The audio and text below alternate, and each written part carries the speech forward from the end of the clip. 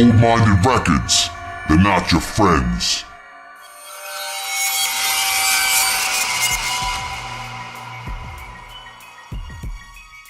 What up? It's Klive Kraven. I'm back again with a brand new video. This time, more Netflix best picks for horror. That's right, I'm going to look at 5 different films, 5 different ones that are on Netflix that I do not currently own. I'm going to try to do that as long as I can, stray away from ones that I actually own physicals of. And we're going to talk about films that I've watched on Netflix recently that I actually really enjoyed, ones that were really good. And we're going to start off with the film Branded. I watched Branded last night, and wow, this one was really cool.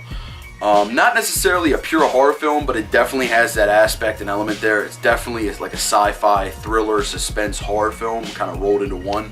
Very enjoyable. Love the plot and synopsis. And honestly, if you're a fan of They Live, I'm not comparing this film to They Live to say that this is like the caliber of They Live, because that's one of my favorite John Carpenter favorite films, period. But it's up there. It's very similar to that. If you like They Live, Branded is the film for you. Highly recommend you check it out. The next one on the list is Hatchet 2. Hatchet 2 is now officially on Netflix again. If you haven't seen it, I highly recommend you see it. The third one just came out. I saw it. Wasn't amazed by the third one, but I did enjoy it.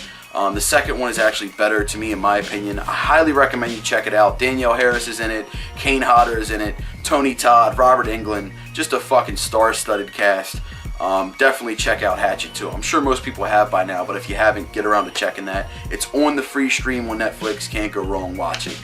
The next one is The Ward. This is actually a John Carpenter film that's been out for quite a while. I do not own it. I do want to get it. I don't think it's an amazing film that's going to blow you away, but it's definitely worth a watch, and it's a John Carpenter film. So if you're a Carpenter fan, you're a horror fan, this is definitely one to check out. It's for free on the stream. Go ahead, watch it. Give it a check. The next one is The Innkeepers. This is actually a Ty West film. I've been watching a lot of his stuff recently. I just saw The House of the Devil. I've seen his work in ABCs of Death. I've seen his work in, obviously, The Innkeepers. I've seen his work in VHS. I think he was in both of those. He did a segment in both of those, I believe. So I've been seeing a lot of his work around, and I actually do enjoy it. Innkeepers is a little bit slow, and I did kind of hate on it when I first seen it because I didn't think it was worth what I paid. I paid like $10 to video on demand it. I don't think it's worth it to rent. I definitely wouldn't rent it. Maybe to buy it once and own it, or to view it for free on Netflix. Definitely worth it. It's not a bad film by any means, but it's not worth it, in my opinion, to pay $10 to rent it. I'd pay $10 to buy it maybe, but not rent. But it is a cool film, and it is enjoyable, and it does have its moments, but that's The Innkeepers. And the last one I want to talk about, I'm sure a lot of people know about. Very, very cool flick that I highly, highly enjoyed. It does have a sequel out now that I also saw and liked, and that is Grave Encounters. If you haven't had a chance to check out this IFC gem yet, it is available right now on Netflix for stream, so make sure you check it out. Give it a watch. Very cool film. Really liked it. The sequel is equally as good. If you haven't seen part 2, I highly recommend that one as well.